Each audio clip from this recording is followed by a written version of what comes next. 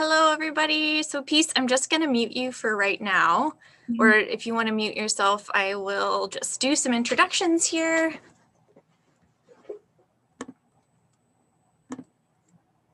Okay.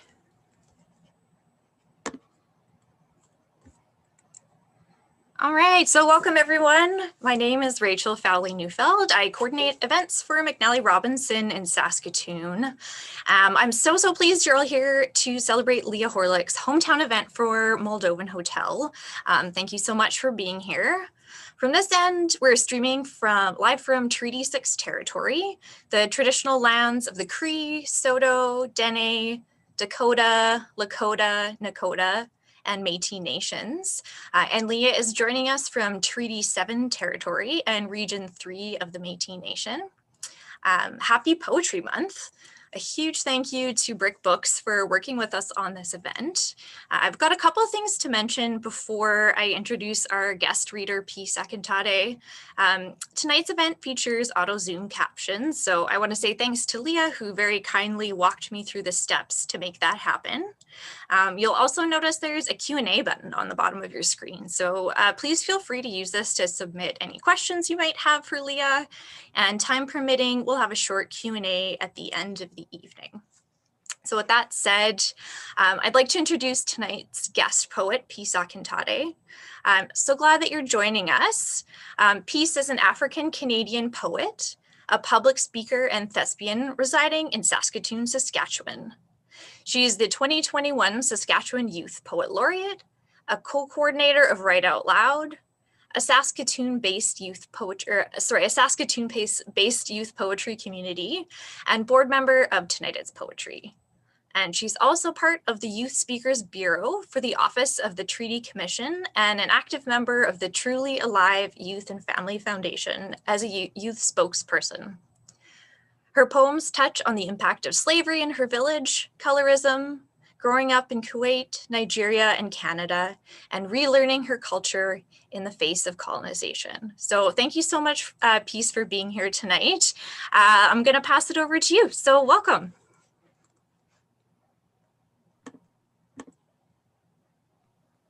Hello, everybody. It's really nice to be here to share some poetry with you. I really wanted today to be a form of self-healing, a voice of joy, and just really what poetry means to me.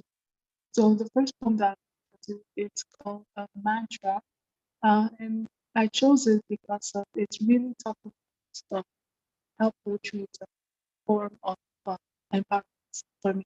And then the second poem I'm going to do is self-love, which whenever I do my poetry, I always like to break it up with all of the trauma and all that based things, but then bring it down to with ending it with love and healing, because if I feel the base of it, that poetry is. So the first one that I'm going to do for you guys is called Self-Love.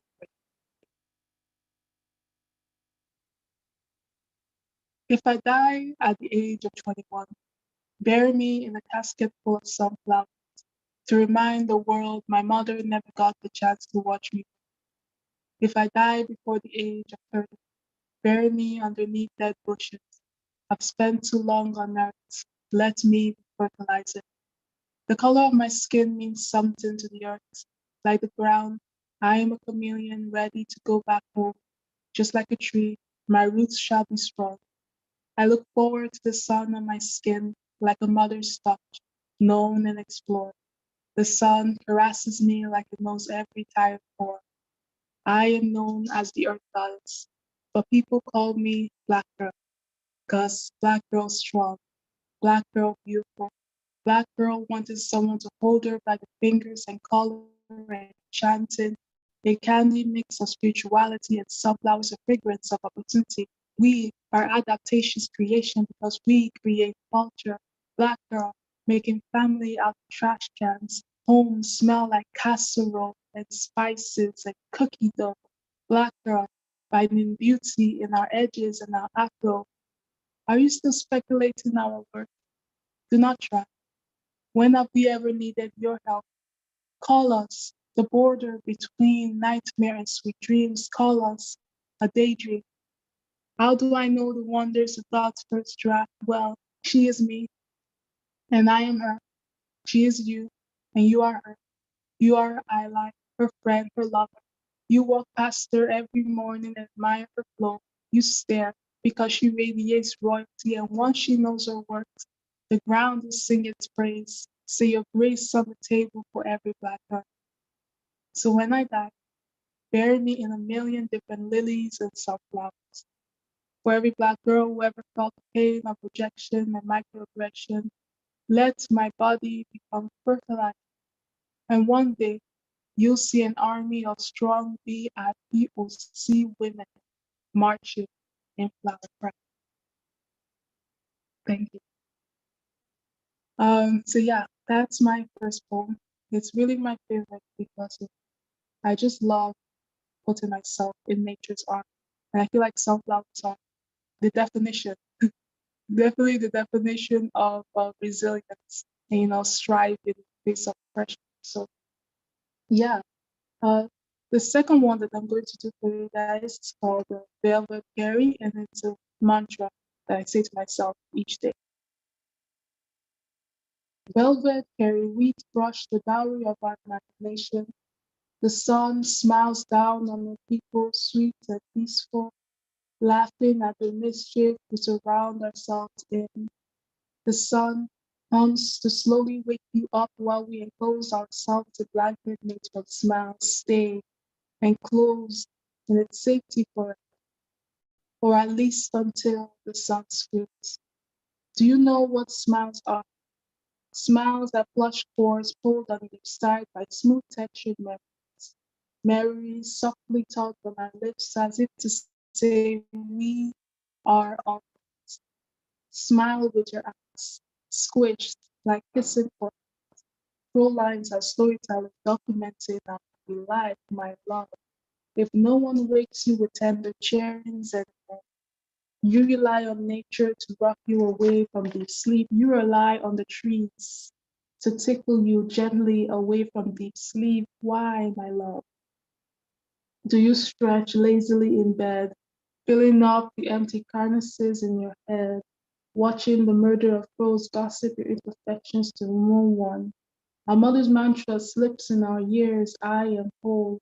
I am twin sweetness in one. I am trumpets pronouncing joy. I am beauty in the wind, color on the wind, magic and wonder and everything in between. Repeat after me. I am stardust. I am crimson lollipops. I am the moment between laughter, the silence between friends. I am whole, never alone. Repeat after me. The lilies and the drunk flowers are unaware of their beauty. We worship the owls who are unknown to themselves. What more for my beauty to be known to the beholder? My grandma's lesson fills my head. The air remains. The air is calm. Feel the trembles, fill your lungs. Thank nature, kiss the trees, and wonder if it kisses back.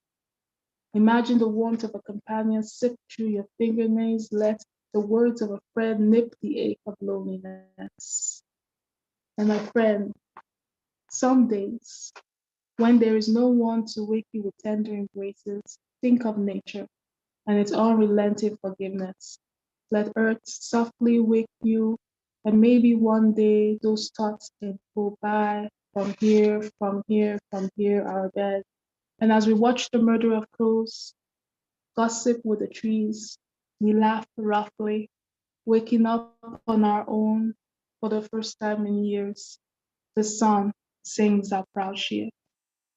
Thank you so much um, and for giving me this opportunity to read these poems. I hope you are reminded about the beauty of nature and how much it can really help you find yourself.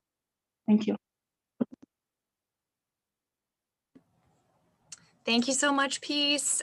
So I did include a YouTube link to the first poem that you read in the chat, if anyone wants to check that out and maybe share it with your friends. Peace, where's the best place for people to keep up with your work? Now definitely Facebook and Instagram. In Instagram, I have in my bio a link tree that has all of the works that I do because it's never in one place. It's always here or there or here or Yeah. there. So yes, if you go to my Instagram, you can go to the link tree. Awesome. And I'll put your Instagram handle in the chat so that people can follow you. Thanks again. All right. So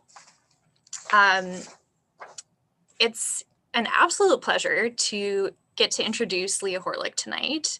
I think this is one of the first times I've ever introduced you for an event. So it's very special. Leah is a dear friend and an exceptional poet. We met while working in the kids department at McNally Robinson about 10 years ago. And I remember meeting her and thinking, I want to be your friend. And so many snacks of carrots and hummus and a few pints of beer later, here we are. So I've been really lucky to witness her build such a strong collection of work over the years, the latest of which is Moldovan Hotel. And before I'm accused of nepotism, please allow me to cite some sources. Leah's first collection of poetry, Riot Lung, was shortlisted for both a Relit Award and a Saskatchewan Book Award. In 2016, she won the Dane Ogilvie Prize, Canada's only award for LGBT emerging writers. And that same year, her second collection, For Your Own Good, was named a Stonewall Honor Title by the American Library Association. And in 2018, her piece, You Are My Hiding Place, was named Poem of the Year by ARC Poetry Magazine and shortlisted for inclusion in the 44th Pushcart Prize by the Pushcart Board of Editors. And she lives in Calgary now, but grew up as a settler on Treaty 6 territory in Saskatoon. So without further ado, please welcome Leah Horlick. What a dream to finally be hosted by you, Rachel. And thank you so much for that beautiful introduction. I have had a McNally launch for every one of my books, and I had no intention on stopping now. But it's just really, really beautiful to be here, not only with an old friend, but also with a new friend. Peace, thank you so much for the goosebumps and for opening this event so powerfully. I was just captivated by your reading when I met you at the Metatron memorial reading for Diane de Prima last year, and then spellbound by your work that I followed up with later. So I'm really grateful for you joining us tonight, especially in your capacity as Saskatchewan Youth Poet Laureate, and also because of your role on the board of Tonight It's Poetry, which is where I did some of my first ever poetry readings. So this is a very beautiful full circle kind of event tonight. I'd like to thank Brenda and Razel and Elena and River Halenguri at Brick Books for being so devoted to this text since like the very beginning, since our acquisition meeting, and for making it possible for me to have this very small but beautiful virtual tour. And I'm really thankful to each of you for spending time with me tonight, because I know we are all somewhat screened out. So thank you so much for taking the time to celebrate. This book really is a celebration. You know, while the text does focus on the Romanian Holocaust, on genocide, on themes of colonialism and Islamophobia and colossal, like, unimaginable loss, I received so much satisfaction and peace and resolution through the research and the trip that brought me to this text. And so it's in that spirit that I'm sharing the poems with you tonight. And we couldn't have had a more perfect opener than Peace with her own poems about power and reflection and self-love and healing. So thank you for that. I'll begin with the poem that Rachel mentioned in the bio. This is called You Are My Hiding Place, and it won the ARC Poem of the Year Award 2 years ago. And I think it's the best way I can tell you about how I knew I had to write this book. You are my hiding place. The hole in the floor is old country. It lives under the kitchen table, yawns wide while the family eats, wider still when they starve. Cold above, so below.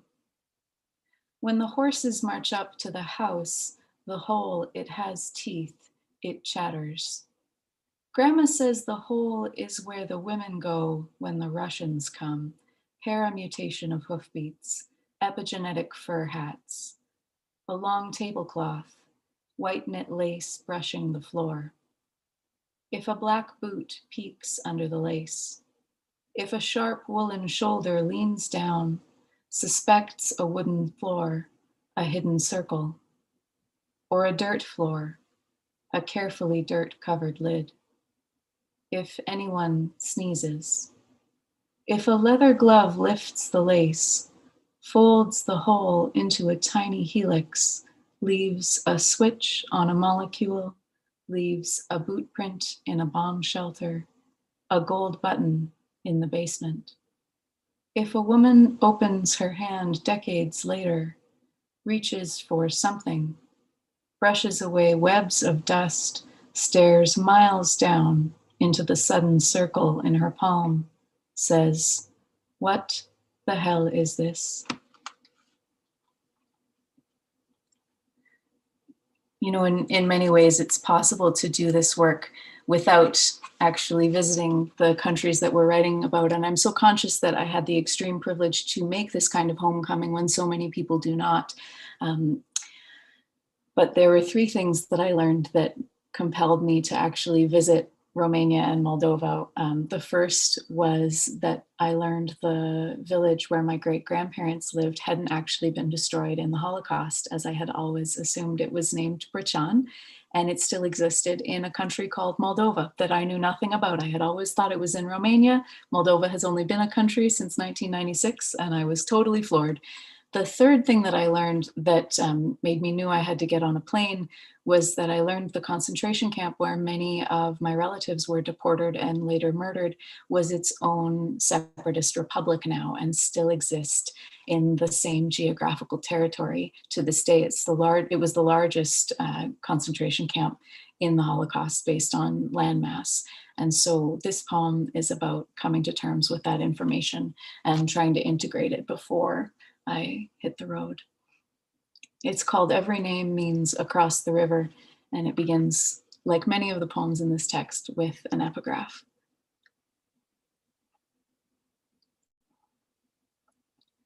Govern there as if Romania had been ruling these territories for 2 million years. What will happen afterward? We'll see. Dictator Ion Antonescu to Gheorghe Alexianu, head of the occupation regime of Transnistria, December 6th, 1941. May their names be blotted out.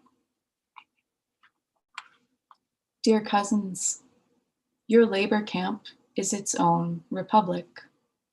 The mass grave wants its independence. The Soviets still reach their long arm across the river. Abkhazia, Nagorno-Karabakh, South Ossetia. Statues of dead men who made your dead are everywhere. When you hold your ear above the river, you can hear footsteps pacing around and around the Black Sea. Transnistria has its own president, the same way Dachau is a town. Dachau has always been a town. It was easier to visit. Children rode their tricycles around and around the camp.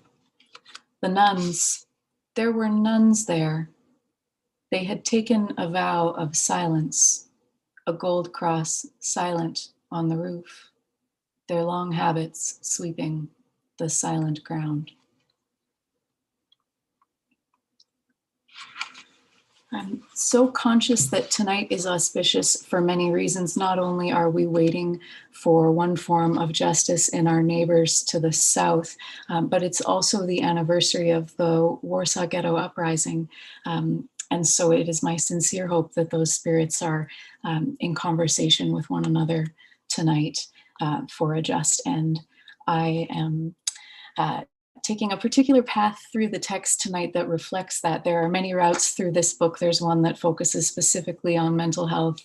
There is another path that focuses specifically on my role in settler colonialism here on Turtle Island, but also the role of Romania in the colonization of Palestine and liberation movements therein for the Palestinian people. But tonight we're taking a path focusing on Romania's role in contemporary Islamophobia as well as anti-Semitism. I was just gutted by some of the things that I heard while I was on my trip. And I had been so focused on myself, of course, and my own safety while I was traveling. I had 2 letters from the Canada Council, one that identified me as a Jewish researcher if I needed to get into a museum, the other that said nothing about it if I needed to cross a border.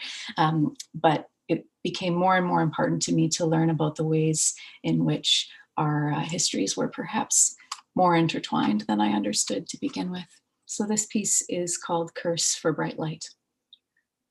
And it begins with an excerpt from my research. For years, the CIA used a government building, codenamed Bright Light, as a makeshift prison for its most valuable detainees before they were ultimately transferred to Guantanamo Bay. Unlike the CIA's facility in Lithuania's countryside, or the one hidden in a Polish military installation, Bright Light in Romania was not in a remote location. It was hidden in plain sight, a couple blocks off a major boulevard on a street lined with trees and homes along busy train tracks. The CIA shipped in halal food to the site from Frankfurt, Germany, the agency's European Center for Operations. Halal meat is prepared under religious rules similar to kosher food. Inside Romania's secret CIA prison, The Independent, December 8th, 2011. No one asked questions. It was perfect. Hide one government within another. You kept it simple, water and electricity. Threatened their mothers, then pointed to the benevolent clock. Complained your assignment wasn't glamorous, that they kept you inside too.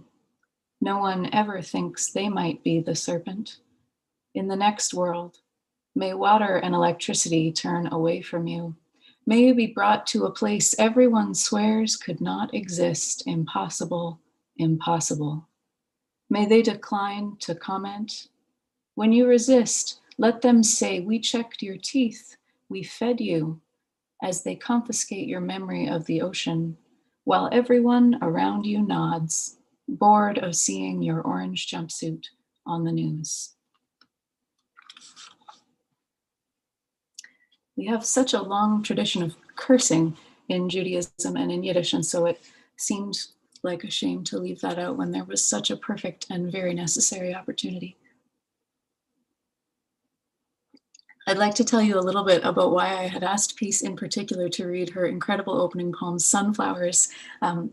Romania is a tremendous exporter of sunflower seeds. And so something that struck me while I was on my journey is I was so conscious that all of these incredible sunflower fields were over the ancestral villages and graves of my ancestors. And so when I read her piece, I thought, oh, how perfect.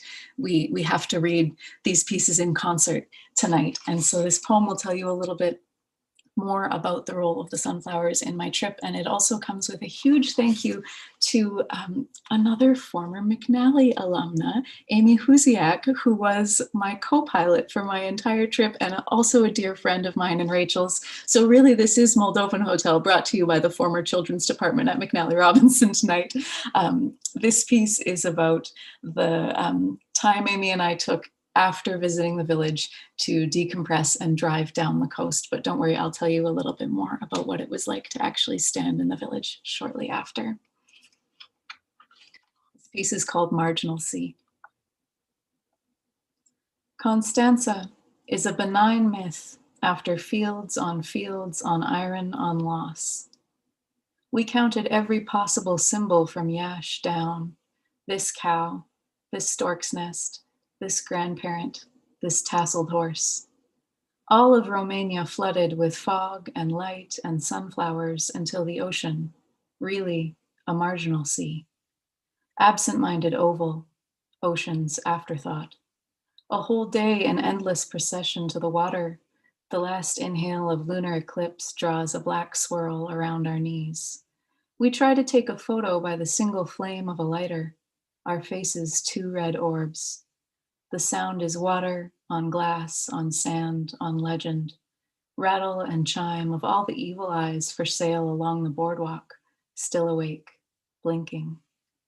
Under the dragback is Ovid, exiled among the fish, Princess Anastasia, ghost of the monk seal, 2 kinds of dolphin, 1 species of porpoise, zebra mussels, common carp.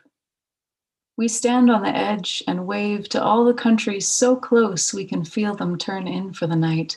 Good night, Armenia. Good night, Iran. Good night, Azerbaijan. I have been carrying a lot of waves I promised I would deliver. Heavy eyelid of Europe, propped open by the road sign pointing to Istanbul.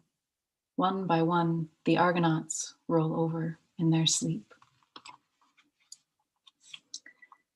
It was so important to me to try my very best to capture the, uncapturable beauty of a country that I still don't truly understand in its contemporary form, and to also avoid romanticizing it in my return, and the romanticization of any kind of idea of a homeland.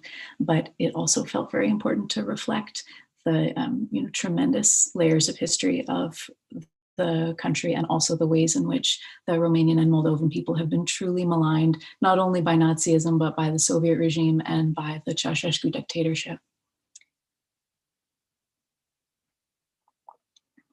Which is to say that I was very prepared for the difficult landscape of my trip and less prepared for the difficult geography of my research. Focusing so much on the kind of anti-Semitism I might experience on my trip, and then forgetting to shield myself against the voices I was encountering in my secondary sources and in the texts I used for research. So to close tonight, I'll read 2 poems. The first will bring to us an opportunity to talk back to some of that research that I encountered. It takes the shape of a journey not unlike mine. So I'll read that piece first. It's called Census. And then I'll go right into the last 2 sections of the title poem, Moldovan Hotel, so that I can finally share with you a little bit about what it was like to stand in the graveyard where my ancestors have been buried for hundreds of years.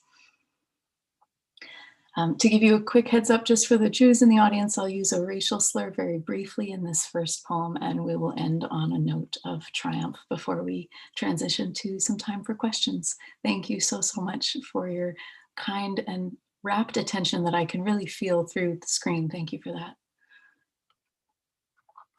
Census. The next day, I hired a Yid to take us to Brachani. It turned out that there wasn't a single Russian in the town. They were all Jews, but there was nothing to be done. We rented an apartment from a Jew. The room was most unappealing, with a heavy and peculiar smell. My wife had never seen such a nasty chamber, and it disgusted her. We lived there for over a week, and the boredom was unbearable. Excerpt from the autobiography of Nikolai Shipov, a Russian serf and a real jerk, published in 1881 in Russkaya Starina, a Russian journal of historical and memoir material. Brachan, Bessarabia, 1897. 96.5% of the total population. Brachani, USSR, 1940. Jewish population grows to about 10,000. Dubious, discuss, citation needed. Pricheni, Moldova, 2004. 52 Jews.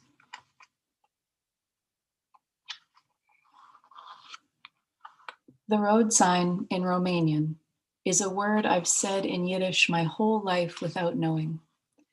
The crucifix next to the road sign. A whole country covered in stone. A memorial pile of unmarked rock for Jews. Circle out of rusted iron in the far corner for the Roma. Old men smoked and watched us touch every part of it. We wade through the trees, setting stones on the oldest graves, the same stones that dropped from the graves like apples. A tiny lizard darts in and out of the grass. How to explain to the cemetery keeper why we're here? I have one very old word that means Hebrews and the sound for a question. I hope someone saw him offer us water under the tree. Snake of a border shedding back and forth across the ruined ground, except a snake would be natural. It has been a long time.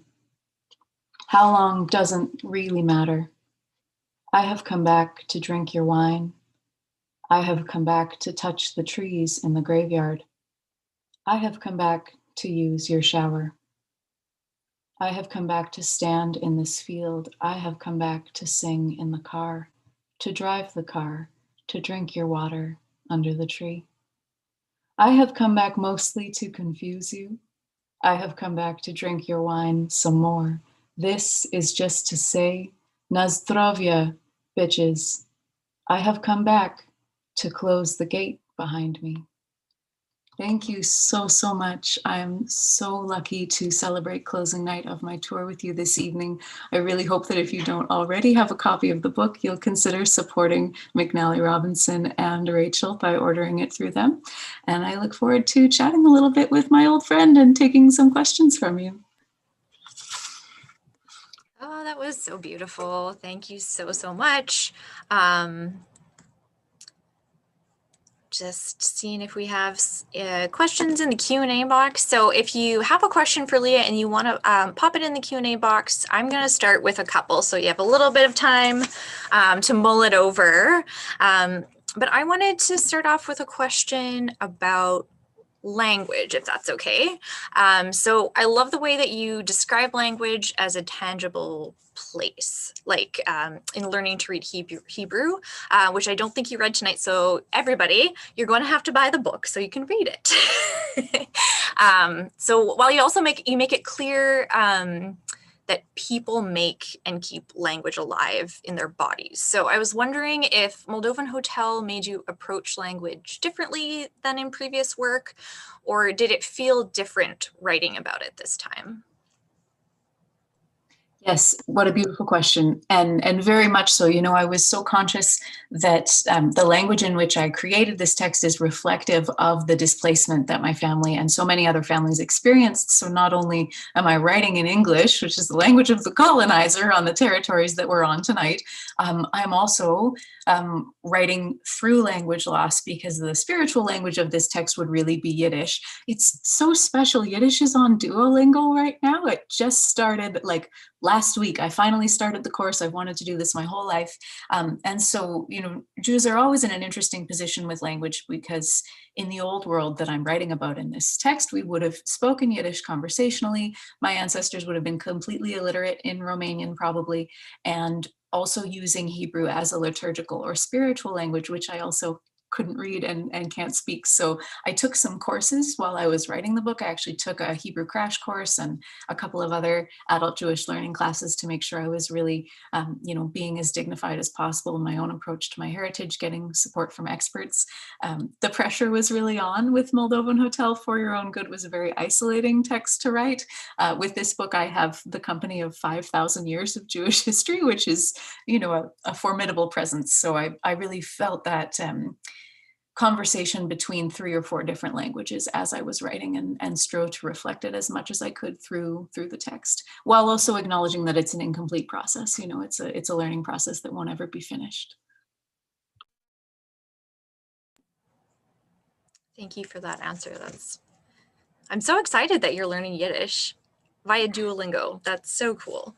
It feels very good. Not only do I finally have access to some ancestral knowledge, but I have a very cute cartoon owl telling me how to do it. Yes, exactly. So I wanted to ask a bit more of a lighthearted question. You went to the Ukraine by accident. Can we talk about that? Yes, we can. Is Leah Horlick on the call tonight? She is. Oh, she is here. Yeah. This was kind of a real Saskatchewan bonus, because I think if I had not grown up in Saskatchewan, I would have been quite adrift. None of the highways or the roads in Moldova are mapped by satellite. And we learned that the hard way when the GPS tried to send us from Romania to my great-grandparents' village via a superhighway called the M16 in Ukraine, which is fine until you're trying to cross the Ukrainian border and you realize that you are in another country. And what year was I there? 2017. It was a bad time to be in Ukraine, even by accident. So long-suffering Amy Huziak, who I might add had taught me to drive standard, because you cannot rent an automatic vehicle in Romania that they will let you take into Moldova because the likelihood of car theft is so high. So you can only rent the lowest budget, teeniest, tiniest standard transmission. I took one driving lesson and then Amy Huziak was fully at my mercy, bless her. So we're rolling across the border into what we think is Moldova, and no one is checking my litany of papers, which is quite concerning.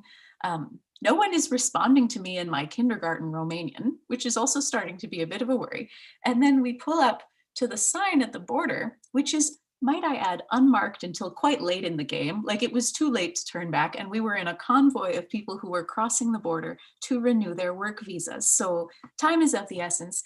And we see the Ukrainian troika symbol that you see all over in Saskatchewan and like at the pavilion at Folk Fest. And I put my hand on Amy's shoulder and I was like, no, this is Ukraine. No, it's the signs in Ukrainian, like nothing else is to indicate that you're going to the wrong country. So we spent a very long time in a very long line, turned immediately around. And it was probably about 45 degrees Celsius. Eastern Europe was having a heat wave, which is very unpleasant. So it was a long time to, think about all of the delicious food we wouldn't be eating and, how we'd come all this way to Ukraine and we weren't actually going to be able to see the place. And then Amy, bless her heart, turned her phone on despite the roaming charges to go, nobody on earth knows where we are right now, so we should probably fix that. But I was very grateful to my parents for their tremendous patience with me, because when I emailed them to say, hey, we've had a bit of a mishap off the beaten path by quite a lot, they were like, oh, our old family friend whose photo used to be up in the restaurant at McNally, celebrated Saskatchewan writer Marta Bloom, was from Chernowitz. And so my parents were like, that's just Marta messing with you. Everything is fine. So thank heavens for superstitious Jewish families and very old family friends who come to your rescue when your road trip goes very awry. I'm so glad that you two went through that together and had each other to rely on. I think growing up in the prairies or in Canada in general, we take for granted that it takes a long time to get places and you still feel like you haven't gone anywhere. And that's not the case everywhere. You drive a few extra hours and you're in Ukraine. So I think we'll maybe have one more question, if that's okay with you, Leah, and then we'll wrap things up for the night. I wanted to ask you about your residency. You're the writer in residence for Open Book right now, which I believe is open-book.ca. Would you like to talk a little bit more about your work with them and what you hope emerging artists take from it? Oh, happily. Thank you so much for the opportunity as well. So thanks to the hard work of Brenda and the team at Brick Books. And also, I should just add, Kitty Lewis, thank you so much for coming tonight. The progenitor of Brick Books is in our midst and longtime steward and owner of the press. So thank you so much for coming. So Brick afforded me this opportunity with Open Book. I'm very grateful to the site administrator, Grace, who's been a tremendous support in me putting together a series of columns that are meant to fill the gap for emerging poets. When I think about how much time I spent receiving mentorship in person, whether that was at, back in the day when Tonight It's Poetry was at Flint or at Lydia's, RIP Lydia's, also all of the in-person venues that I was fortunate enough to be a part of in Vancouver on unceded Coast Salish territories, whether or not that was Van Slam or a variety of readings. So much of the mentorship I received as an emerging poet was a quick aside at intermission, or someone taking me under their arm in the lineup for the washroom for the event. And when I think about how all those opportunities are lost now for emerging poets and how so many people are left to their own devices trying to navigate this industry, it was really important to me to come up with a way to try to bridge that gap. So my first couple of posts, they're up on the site. You can read them. I'll drop them in the chat afterwards. Maybe we talk about online safety, which is something I'm very passionate about based on my background working with young women in crisis. We also talk about performance boundaries for people who are performing in person when that time comes for us again. I talk a little bit about money and why I'm so hopeful that people will not quit their day jobs in this particular moment, especially in the pandemic. And then my post today was a little bit about managing your own arts administration, but also making life easier for the incredible people who make the industry grow around, namely you, Rachel, and other people who are in bookselling positions and event organizer positions. So it's you know, so lovely to have these conversations online, even though we're not able to have them in person. And I'm quite gratified to hear that some of them have been useful. On Friday, I'm posting an interview with a variety of artists who all work in mediums that are not the written word. So they're all, I think I have a chef and a visual artist in mixed media. I have a contemporary dancer trained in Martha Graham technique, and an entrepreneur. And so they're all going to share some transferable skills that I think we can benefit from as writers. And then we'll wrap up on April 30th with a free workshop on how to caption your events. So thank you for, you know, helping me practice with this event in particular. I'll make sure that all that information is in the chat for folks afterwards. It's really, really kind of you to give me the opportunity to chat about it. Yeah, no, thank you so much for being willing to talk about it. I think that it's a really generous offering for artists. And so I hope people will read them and take advantage of them. And I hope they'll exist on the internet for a while, forever, maybe, probably. So I hope that people continue to share them because there's some really good advice and just stuff that people don't talk about enough. So thank you for offering that to folks. We had one question come in from the audience. So Sean wonders what the writing process was like for this book. Oh, well, this is just perfect because in the spirit of old friends, we can finish with a question from another old friend. Sean, thank you so much for coming. You know, the writing process for this text, no one should really think about the Holocaust all day. I don't recommend it.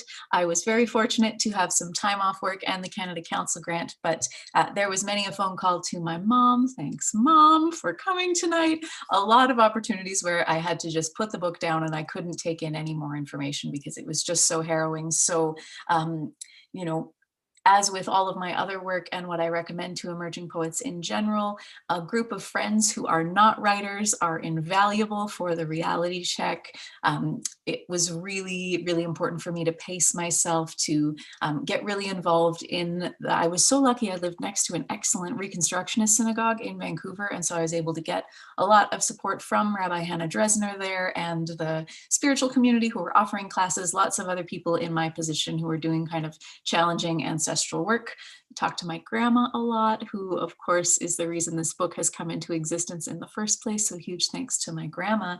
And, you know, really so grateful to the Canada Council for going above and beyond in their support for the book. Like, it's quite uncomfortable to write to a grantor and say, hello, could I trouble you for one researcher letter that identifies me ethnically and another one that conceals that fact? Like, will you be available? I will tell the embassy where I am just in case anything happens. And that, you know, there was also always the possibility that the trip would fall through and I would have to write the text without the research support because something could have gone wrong.